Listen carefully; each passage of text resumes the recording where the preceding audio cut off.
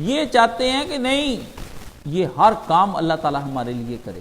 فرمایا اللہ اپنے قانون تقدیری تکوینی تقدیری کو نہیں بدلے گا. اللہ کی مشیت، اللہ کسی چیز کا پابند نہیں ہے. یہ ایک بات یاد رکھ لیں، اللہ کسی قانون کا بھی پابند نہیں ہے کہ جی اللہ نے ایک قانون بنا لیا. پرویز کہتا ہے کہ دوبارہ بعد میں آپ اس قانون کا اللہ تعالیٰ جو ہے نا خود بھی نہیں بدل سکتا، اس لیے معجزات کا ظہور نہیں ہو سکتا. یہ اللہ نے بات توڑی ہے. فرمایا معجزات کا ظہور ہو سکتا ہے، میرے پہ کوئی حاکم نہیں ہے. میرے قانون مجھ پر حاکم ہو جائیں پھر میں اللہ کس بات کا رہ گیا؟ میں تو ہو گیا محکوم. نہ قانون حاکم ہے نہ بندہ، میں خود حاکم ہوں. اب یہ حکم میرا ہی ہے کہ میں معجزے ان کو نہیں دکھانا چاہتا. ٹھیک ہے. یہاں پر اب آپ کو مسئلہ ایک بڑا ہمارا تاریخ میں چلا تھا، امتناع نظیر کا مسئلہ. حضرت شاہ صاحب رحمۃ اللہ علیہ نے فرمایا، شاہ اسماعیل شہید رحمۃ اللہ علیہ نے، اگر اللہ چاہے تو روزانہ ایک لمحے میں کروڑوں محمد پیدا کر دے صلی اللہ علیہ وسلم. یہ اللہ کی قدرت ہے، مگر اللہ تعالیٰ نہیں کریں گے کیونکہ اللہ کی جو ہے اس میں رضا اسی میں شامل ہے کہ اللہ نے کہا نہیں بس ایک پیدا کر دیا.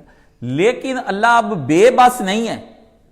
اس پہ مولوی فضل الحق خیر آبادی نہیں، اس نے کرنا نہیں ہے، کوئی بحث کا حاصل نہ ہوا. شاہ جی نے پھر ایک اتنی موٹی کتاب اس نے لکھی، امتناع نظیر، بڑا بریلوی بھائی ہمارے پیش کرتے ہیں. میں نے کہا، کہتے جی شاہ صاحب نے جواب نہیں آیا. میں کہا شاہ صاحب کو اسی وقت جواب آ گیا تھا.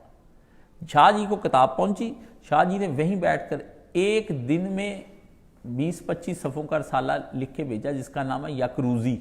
ایک روز رسالہ ایک روز میں تیار کر کے شاہ جی نے اس کا جواب دے دیا. وہ کئی مہینے بعد جواب اس نے لکھا شاہ صاحب کا تقویت الایمان کا.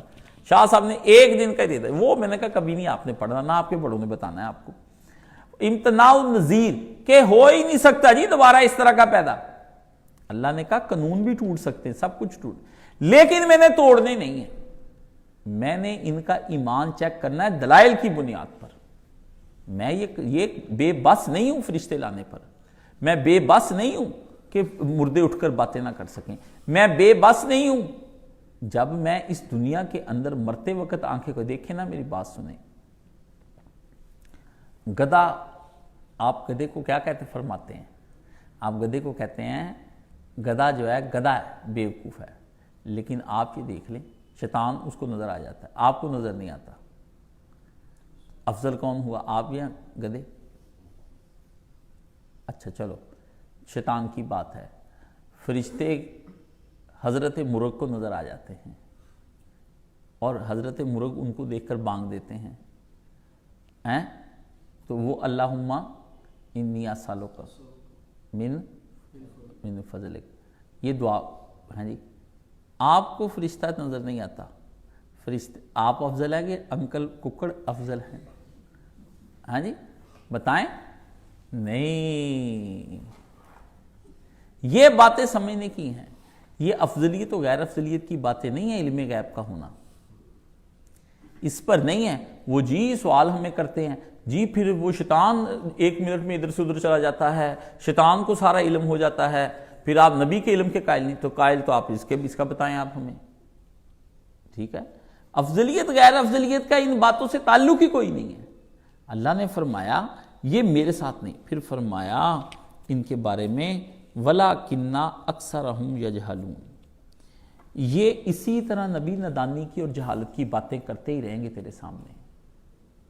آپ پریشان نہ ہوں. ان کی اکثریت کیا، اللہ نے یہاں کلہم نہیں لگایا کہ سارے کے سارے ایسے کرتے ہیں.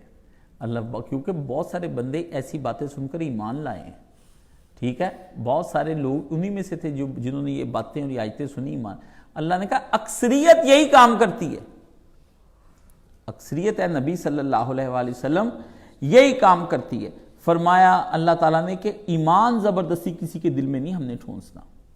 یہ تو جو کوئی بھی جو ہم نے ان کو سننے کی اور دل کی یہ نعمتیں بخشی ہوئی ہیں، جو اس کا قدر دان ہوتا ہے وہ ان نعمتوں کا استعمال کر کے، ان کی صلاحیتوں کا استعمال کر کے اپنے جذبات اور اپنی خواہشات میں اندھا نہیں پھرتا.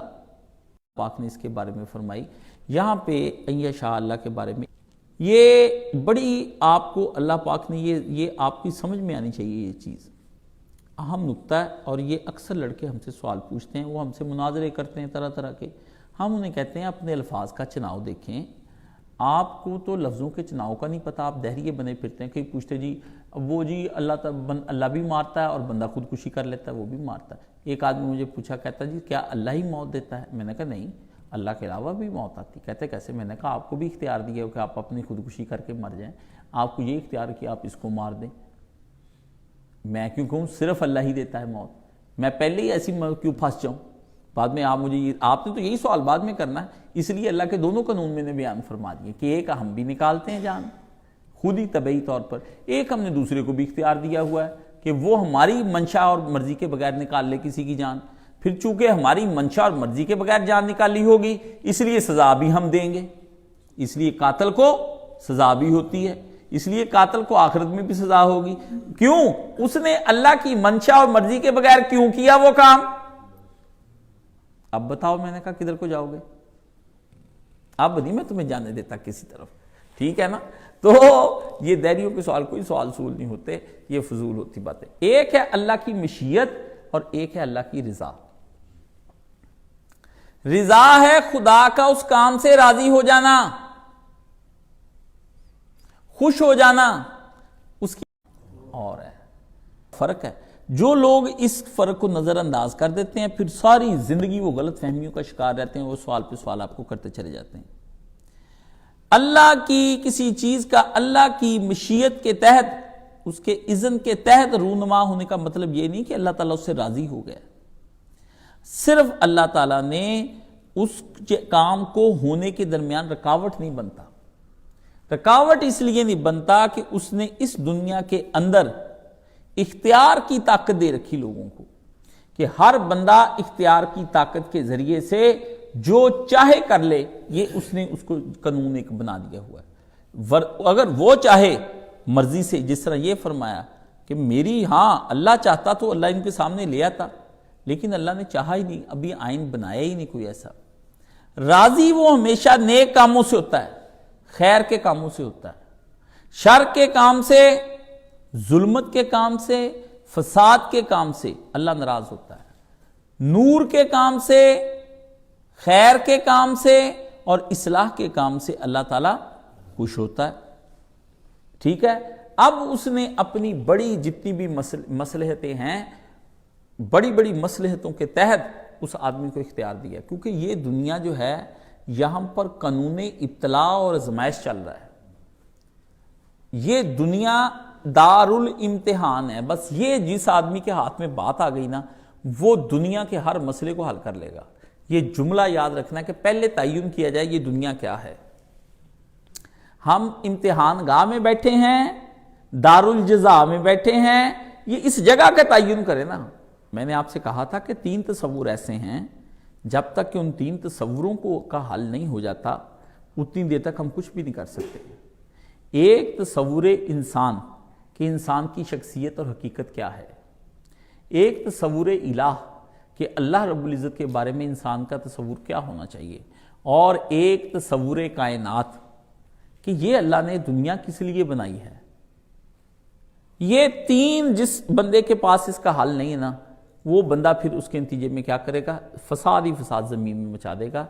اس لیے دہریے کے پاس تصور انسان بھی نہیں ہے. وہ کیا سمجھتا ہے انسان کو؟ یہ بندر تھا، ہے جی. اور تصور الہ کیا ہے؟ کہ اللہ ہے نہیں. اور تصور کائنات کیا ہے؟ خود بخود بنی ہے. تو پھر جب تینوں چیزوں کے پیچھے مقاصد کار فرما نہیں ہے تو انسان کی جو زندگی اس کو ملی ہے یہ کیسے با مقصد ہو سکتی جب تینوں چیزیں بے مقصد ہیں. جو با مقصد چیزوں کا تصور رکھتا ہے وہ با مقصد زندگی گزارے گا. جو بے مقصد زندگی کا تصور رکھتا ہے وہ بے مقصد زندگی گزارے گا. اس لیے اس نے کہا بابر بے عیش کوش کہ اولین دوباری نیست.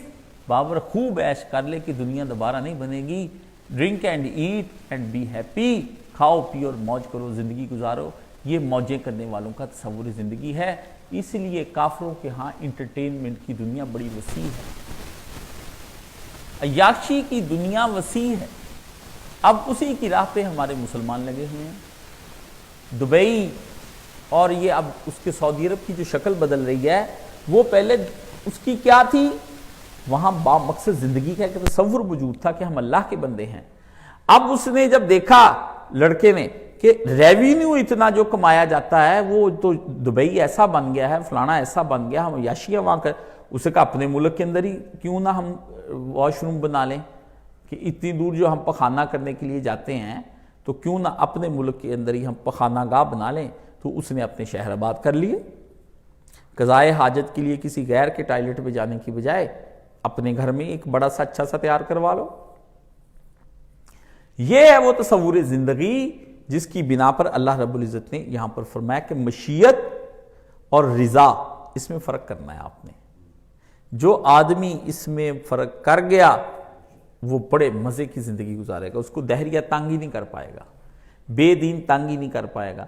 وہ جو بچے جو آتے ہیں تقدیر کے سوال لے کر آپ کے پاس کہ ہمارا تقدیر کا مسئلہ حل فرمائیں، وہ آپ پریشان کیسے، وہ آپ کو پھنسا لیتے ہیں، اگر یہ کیسے ہوا، وہ کیسے ہوا، یہ کیسے، آپ پہلے مقدمے میں ہار جاتے ہیں۔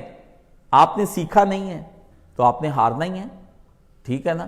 جب آپ نے آنا نہیں، سیکھنا نہیں، مجالس میں بیٹھنا نہیں، تو پھر آپ کے سوال آپ کو تنگ کرتے ہی رہیں گے۔ اب ہم جب بیماری میں آئے ہیں تو بیماری میں ایک ہی تسلی ہوتی ہے کہ یہ دارالامتحان ہے، واللہ خدا شاہد اور کوئی جسٹیفیکیشن ہے ہی نہیں۔